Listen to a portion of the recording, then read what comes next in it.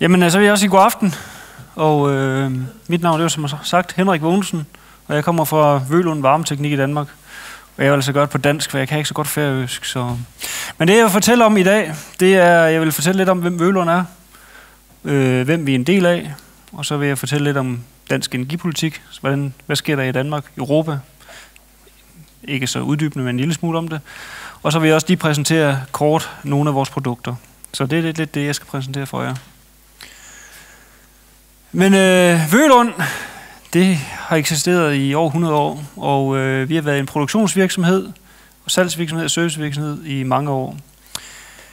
Det, der skete i 95, det var, at Vølund blev splittet op og solgt de bidder, som nogle gange passer de forskellige steder. Og den del, som havde med varmepumper og varmvandsbeholdere at gøre, blev solgt til noget, der hed Nibe AB i Sverige, som vi også er en del af i dag. Og vi gik fra at være en produktionsvirksomhed til at blive en salgs- og servicevirksomhed.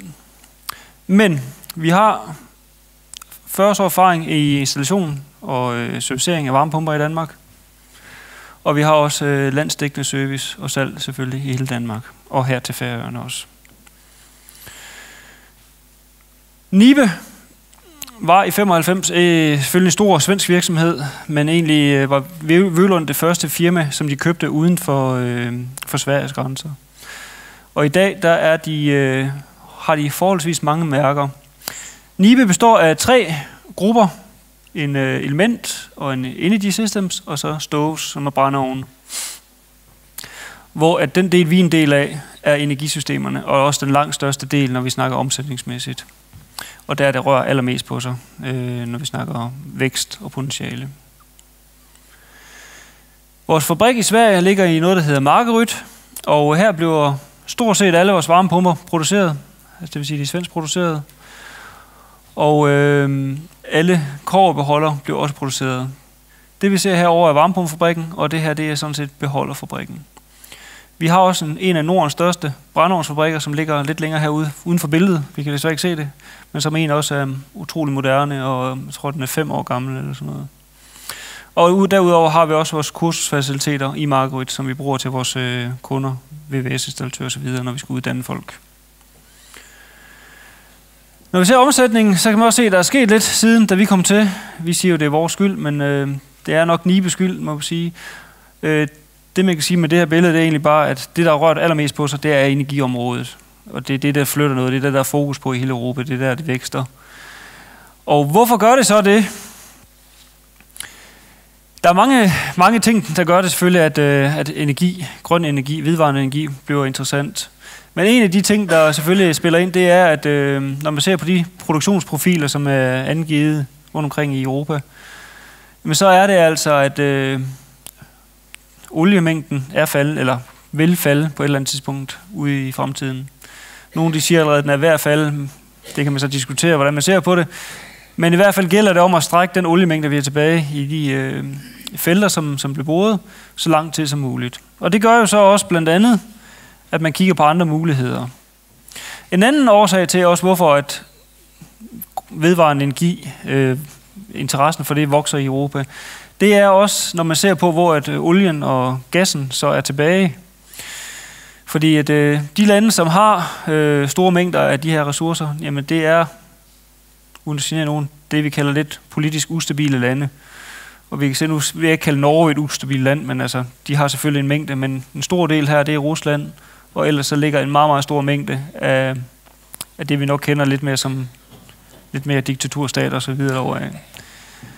Godt i relief til den lille krise, som er mellem Rusland og Ukraine nu. Altså, det, der i fremtiden kommer til at være, det er, at olie og gas, det er magt, fordi man kan skrue for hanen, hvis det er dem, man har det. Og det er jo selvfølgelig sådan noget, at politikerne, både i Danmark og i hele Europa, de også gerne vil væk fra, og derfor går man selvfølgelig over og kigger på det her vedvarende energi. Og i Danmark, der har man gjort det, sagt, vi vil faktisk være selvforsynende med vedvarende energi i 2050, hvis jeg husker rigtigt. Og det kræver altså, at man strammer op på nogle ting. Blandt andet har man skærpet kravet til nybyg. Det gjorde man for nogle år tilbage. Men man kan også se her, i 2015 kommer der nye krav igen i Danmark, når man bygger nyt. Og det vil altså sige, for 2004, hvor der var et bygningsreglement, der sagde, at man måtte bruge det, der hed 140 kWh per kvadratmeter per år, jamen så er vi altså nede og snakke under 40 kWh per kvadratmeter per år, hvis du skal bygge et nyt hus. Lige om lidt i hvert fald, lige til næste år. Og det er rimelig strenge krav, man stiller til husene. En anden krav det er også, at det fossile brændstof eller brændsel skal udfases i Danmark. Det vil man blandt andet gøre ved at skærpe bygningsreglementet. Og det, der lige kom i, det er, at oliefyr de forbydes i Danmark for 2016 i bestemte områder. Og det var faktisk planen fra starten af, det der blev lagt ud med, at det skulle forbydes helt.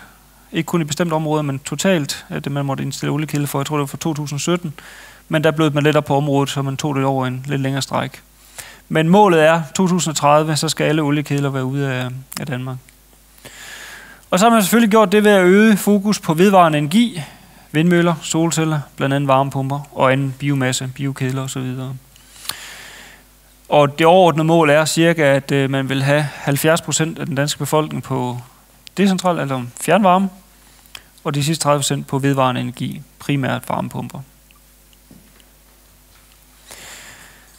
Hvordan virker en varmepumpe så? Og det skal vi ikke bruge for lang tid på det her, men sådan kort fortalt, så har man en energimængde, som for eksempel kunne være jorden, en boring, hvor man kan trække noget energi op ved en lav temperatur. Og det varmepumpen så gør, det er, at den kan samle den her energi, køre det igennem en kompressor, hvor den så hæver temperaturen. Og herved kan vi så bruge den her energimængde, fordi den er ved en høj temperatur, til at overføre til varmesystemet. Når vi kan det, jamen så kan vi producere varmt brugsvand, og vi kan producere varme. Så det er egentlig forholdsvis simpel teknik, som kan være svær at forstå.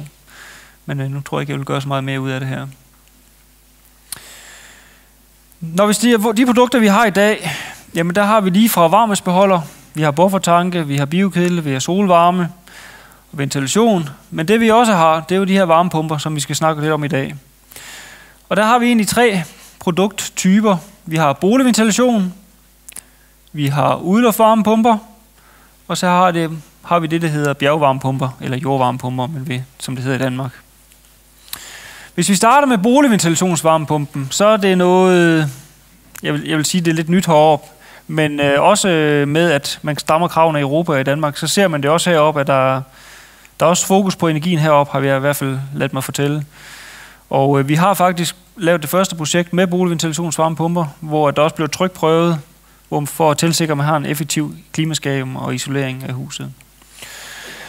Produktet her er noget af det lidt større, også inden for boligventilation, men det man egentlig gør, det er, at man tager luften fra huset af, som man gerne vil ventilere, trækker den luft igennem varmepumpen, og så blæser man det ud ved en kold temperatur. Her der er den jo omkring 20 grader, og her der vil den være helt ned til minus 15 grader, inden man blæser luften ud. Så det er en stor energimængde, man kan hive ud i luften. Men det er primært, når vi snakker nybyg, man bruger de her produkter, hvor man har styr på klimaskærmen. Til renovation vil jeg sige, det i Danmark bruger man dem i hvert fald ikke. Så har vi også vores udluftvarmepumper, og det er lidt af det samme som før. Jamen, man har en maskine stående udenfor, som trækker energien ud af udluften. Og den energi, der er i udluften, jamen den kan man så flytte ind ved en højere temperatur, og så producere varmt brugsvand og varme. Den model, der står her, er bare en af de modeller, vi har af udluftvarmepumper. Den her, den kan gå op til 12 kW. Den er frekvensstyret, det vil sige, at den kan regulere sin effekt trinløs. Ja, og så kan den køre ned til minus 20 grader. Jeg tror ikke, det er så relevant heroppe minus 20 grader. Jeg har også ladet mig fortælle, ja, det bliver vist ikke så koldt heroppe, så det dækker vist fint temperaturen heroppe i hvert fald. Men det den gør, det er, at man skal ikke have jordkollektor, man skal ikke have boringer for at montere sådan en.